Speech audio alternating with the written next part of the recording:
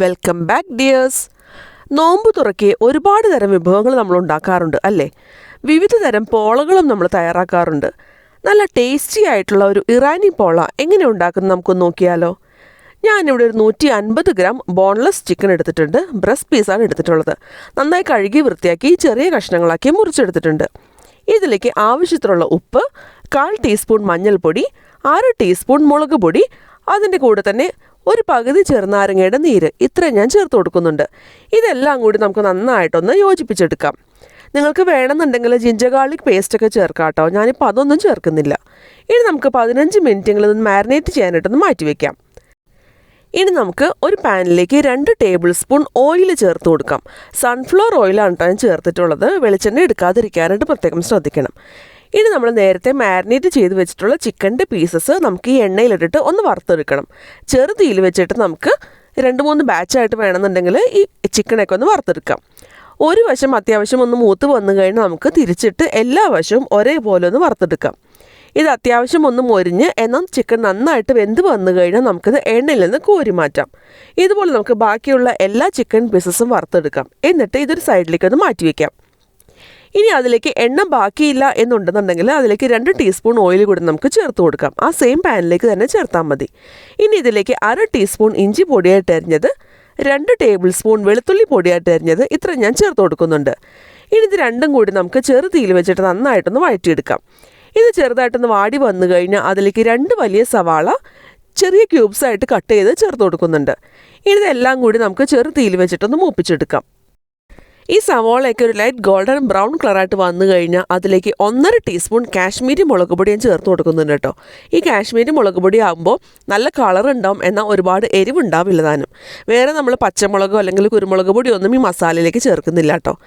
ഇതൊന്ന് മൂത്ത് വന്നു കഴിഞ്ഞാൽ നമ്മൾ നേരത്തെ വറുത്ത് വെച്ചിട്ടുള്ള ചിക്കൻ കൈകൊണ്ട് ചെറുതായിട്ടൊന്ന് പിച്ചിയിട്ടിട്ട് അതുകൂടി ഇതിലേക്ക് നമുക്ക് ചേർത്ത് കൊടുക്കാം. എന്നിട്ട് എല്ലാം കൂടി നന്നായിട്ടൊന്ന് മിക്സ് ചെയ്തെടുക്കാം. ഇനി നമുക്കിതിലേക്ക് കുറച്ച് മല്ലിയില പൊടിയായിട്ട് അരിഞ്ഞത് കൂടി ചേർത്ത് കൊടുക്കാം. എന്നിട്ട് നന്നായിട്ട് മിക്സ് ചെയ്യാം. ടേസ്റ്റൊക്കെ ഒന്ന് നോക്കുക. ഉപ്പൊക്കെ ഇനി ആവശ്യമുണ്ടെന്നുണ്ടെങ്കിൽ ചേർത്ത് കൊടുക്കാം. എന്നിട്ട് ഫ്ലെയിം ഓഫ് ചെയ്യാം. ഇനി നമുക്ക് ഈ മസാല ചൂടാറുന്നത് വരെ നമുക്ക് ഒരു സൈഡിലേക്ക് ഒന്ന് മാറ്റി വയ്ക്കാം. ഇനി ഞാനിവിടെ ഒരു മിക്സി ജാറിലേക്ക് 2 കോഴിമുട്ട പൊട്ടിച്ച് ഒഴിച്ചു കൊടുക്കുന്നുണ്ട്. ഇനി അതിലേക്ക് നമുക്ക് 1 കപ്പ് മൈദ ചേർത്ത് കൊടുക്കാം. ഇനി അതിലേക്ക് 1 കപ്പ് പാലാണ് ചേർത്ത് കൊടുക്കുന്നത്. പച്ചപ്പാലായാലും കുഴപ്പമൊന്നുമില്ല കേട്ടോ. അതിലേക്ക് ഒരു 1/4 കപ്പ് ഓയിൽ ചേർത്ത് കൊടുക്കാം. ഞാനിപ്പോൾ സൺഫ്ലവർ ഓയിലാണ് എടുത്തിട്ടുള്ളത്. വെളിച്ചെണ്ണ എടുക്കാതിരിക്കാനായിട്ട് പ്രത്യേകം ശ്രദ്ധിക്കണം കേട്ടോ. ഇതിലേക്ക് ആവശ്യത്തിനുള്ള ഉപ്പ്, ഒരു 1/2 ടീസ്പൂൺ കുരുമുളക് പൊടി, ഇത്രയും ചേർത്ത് കൊടുക്കാം. ഇനി ഇതെല്ലാം കൂടി നന്നായിട്ട് നമുക്കൊന്ന് അടിച്ചെടുത്ത് കൊണ്ടുവരണം. നല്ലൊരു സ്മൂത്തായിട്ടുള്ള പേസ്റ്റ് കിട്ടുന്നവരെ ഒന്ന് അടിച്ചെടുക്കാം. ഇനി ഞാനിവിടെ ഒരു പാനിൻ്റെ മീതെ ഒരു നോൺ സ്റ്റിക്ക് പാൻ വെച്ച് കൊടുത്തിട്ടുണ്ട്. നിങ്ങളുടെ കയ്യിൽ നോൺ സ്റ്റിക്കിൻ്റെ സോസ് പാൻ ഉണ്ടെന്നുണ്ടെങ്കിൽ അതെടുക്കായിരിക്കും കുറച്ചുകൂടി നല്ലത് കേട്ടോ. അപ്പോൾ നല്ല പെർഫെക്റ്റ് ഷേപ്പിൽ നമുക്ക് പോള കിട്ടുന്നതാണ്. അപ്പോൾ എൻ്റെ കയ്യിൽ നോൺ സ്റ്റിക്ക് പാൻ ഉണ്ടായിരുന്നുള്ളൂ, അതായത് ഫ്രൈയിങ് പാൻ ഉണ്ടായിരുന്നുള്ളൂ. അത് കാരണം ഞാനത് വെച്ച് കൊടുത്തിട്ടുള്ളത്. അതിലേക്ക് നമുക്ക് കുറച്ച് എണ്ണ ഒന്ന് ബ്രഷ് ചെയ്ത് കൊടുക്കാം.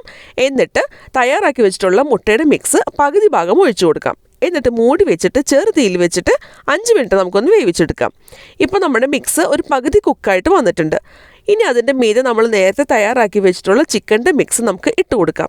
ഈ മസാല ഇട്ട് കൊടുക്കുമ്പോൾ ഇതിൻ്റെ അരുവശത്തേക്ക് ഇട്ട് കൊടുക്കാതിരിക്കാൻ പ്രത്യേകം ശ്രദ്ധിക്കണം കേട്ടോ. നടുഭാഗത്ത് മാത്രമായിട്ട് വേണം മസാല ഫില്ല് ചെയ്യാൻ. ഇനി അതിൻ്റെ മീതെ നമുക്ക് ബാക്കിയുള്ള മുട്ടയുടെ മിക്സ് ഒഴിച്ചു കൊടുക്കാം. സൈഡ് ഭാഗത്തുനിന്ന് ഒഴിച്ചിട്ട് നടുവശത്തേക്ക് വരുന്നതായിരിക്കും കുറച്ചുകൂടി നല്ലത് കേട്ടോ. അപ്പോൾ നമുക്ക് എല്ലാ ഭാഗവും ഒരേപോലെ മിക്സ് കവറായി കിട്ടും. ഇനി അതിൻ്റെ മീതെ ഞാനിവിടെ കുറച്ച് ക്യാപ്സിക്കം റിങ്സ് ആയിട്ട് കട്ട് ചെയ്ത് വെച്ച് കൊടുക്കുന്നുണ്ട്. 2 കളർ, മഞ്ഞയും അതുപോലെ ചുവപ്പും ക്യാപ്സിക്കമാണ് വെച്ച് കൊടുത്തിട്ടുള്ളത്. നിങ്ങൾക്ക് വേണമെന്നുണ്ടെങ്കിൽ തക്കാളിയൊക്കെ ഇതുപോലെ അരിഞ്ഞിട്ട് കൊടുക്കാം കേട്ടോ. ഇനി അതിൻ്റെ മീതെ കുറച്ചുകൂടി ചിക്കൻ്റെ മസാല ഇട്ട് കൊടുക്കാം. എന്നിട്ടൊന്ന് മൂടി വെച്ചിട്ട് ചെറുതീയിൽ വെച്ചിട്ട് 15 മുതൽ 20 മിനിറ്റ് വരെ നമുക്കൊന്ന് വേവിച്ചെടുക്കാം. ഇതിപ്പോൾ അത്യാവശ്യം നന്നായിട്ടൊന്ന് വെന്തൊക്കെ വന്നിട്ടുണ്ട്. ഇനി നമുക്കിതിൻ്റെ സൈഡൊക്കെ ഒരു കത്തി ഉപയോഗിച്ചിട്ട് ചെറുതായിട്ടൊന്ന് വിടിയിച്ചു കൊടുക്കാം. ഇനി വേറൊരു തവ നമുക്കിതുപോലെ ഒന്ന് ഗ്രീസ് ചെയ്തതിന് ശേഷം ഓയിൽ ബ്രഷ് ചെയ്തതിന് ശേഷം അതിൻ്റെ മീതേക്ക് നമുക്ക് കമത്തി കൊടുക്കാം. എന്നിട്ട് ചെറുതീയിൽ വെച്ചിട്ട് വീണ്ടും 5 മുതൽ 10 മിനിറ്റ് വരെ നമുക്കൊന്ന് വേവിച്ചെടുക്കാം. അപ്പോഴും ഈ പാനിൻ്റെ താഴെ വേറൊരു പാൻ വെക്കാനായിട്ട് പ്രത്യേകം ശ്രദ്ധിക്കണം കേട്ടോ. ഇനി നമുക്കൊരു സ്ക്വയർ ഇതിലേക്ക് കുത്തി നോക്കാം. നല്ല നീറ്റായിട്ടാണ് സ്ക്വയർ വരുന്നതെന്നുണ്ടെങ്കിൽ പോള പെർഫെക്റ്റ് ആയിട്ട് വെന്തു എന്നാണ് അർത്ഥം. നമ്മുടെ ഇറാനി പോള ഇവിടെ പെർഫെക്റ്റ് ആയിട്ട് വന്നിട്ടുണ്ട്. കാണാനും നല്ല ഭംഗിയാണ്, ടേസ്റ്റും അടിപൊളിയാണ് കേട്ടോ. നല്ല സോഫ്റ്റാണ് ഈ ഇറാനി പോള കഴിക്കാനായിട്ട്. ഇഫ്താർ സ്നാക്കായിട്ടോ അല്ലെങ്കിൽ ഒരു ഈവനിങ് സ്നാക്കായിട്ടോ ഒക്കെ ഉണ്ടാക്കാൻ പറ്റിയൊരു അടിപൊളി ഡിഷാണ്. അപ്പോൾ എല്ലാവരും ട്രൈ ചെയ്യണം കേട്ടോ. വീണ്ടും വേറൊരു അടിപൊളി റെസിപ്പിയായിട്ട് അടുത്ത വീഡിയോയിൽ കാണാം. ബൈ.